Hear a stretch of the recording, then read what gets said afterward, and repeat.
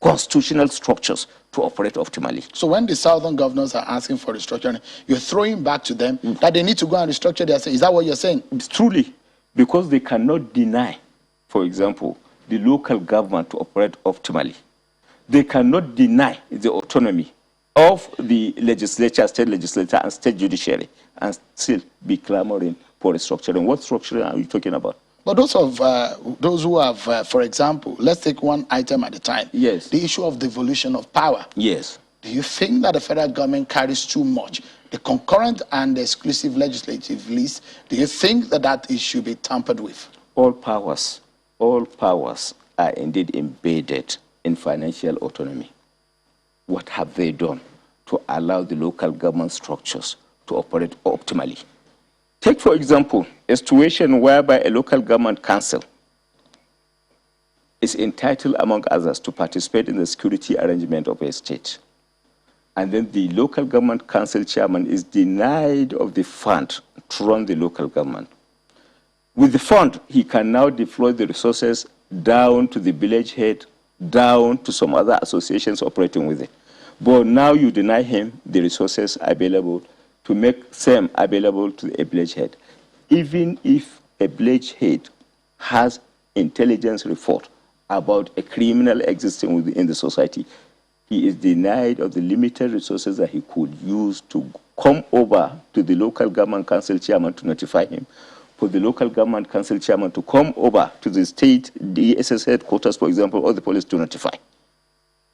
Then what are you talking about? So you will not advise the president to listen to those calls for restructuring? They should address it at their own level first, and then let us see what happens before now coming over to the president. It's not about the president. It's about denial of the functionality of the structures at the bottom, at the lower level. And that is what, indeed, restructuring is all about. If you allow the state legislature to operate optimally, the checks and balances required will be there. If you allow the local government council to operate optimally, the necessary development in terms of devolution of powers are there. But once you deny them the resources to operate, the autonomy to operate, then certainly you cannot, you do not have a legitimate right to clamor, to perhaps agitate for any restructuring. So, because you are not a believer in allowing the process to operate optimally in terms of taking its natural course. So for you, restructuring call is dead on arrival? I don't even understand what they are talking about restructuring against the background of denial of the other existing structures to operate. So they also called, that they asked and they said, actually, that they've banned open grazing across southern region of the country. What's your view on that? Well, it's about constitutionality.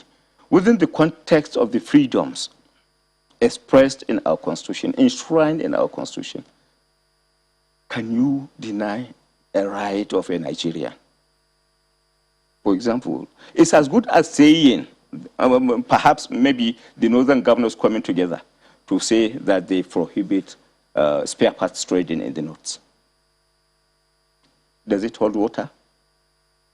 Does it hold water for a northern governor to come and state expressly that he now prohibits spare parts trading in the north? But when the governors came together and said, this is the problem that we've seen, and this is the solution, and they felt, look, the solution will be stop the open grazing across the land, stop the transportation by foot of cattle. If you are talking of a constitutionally guaranteed right, the better approach to it is to, perhaps, you have spoken earlier about the constitutional amendment, is to go back to ensure the constitution is amended. The constitution, freedom and liberty of movement, among others, is established by the constitution. If by an inch you want to have any compromise over it, the better approach is to go back to the National Assembly. Open grazing should be prohibited, and see whether you can have the desired, perhaps, support for the constitutional amendment in that respect. But it is indeed a dangerous position for any governor in Nigeria to think that he can bring about any compromise on the freedom and liberty of individuals to move around.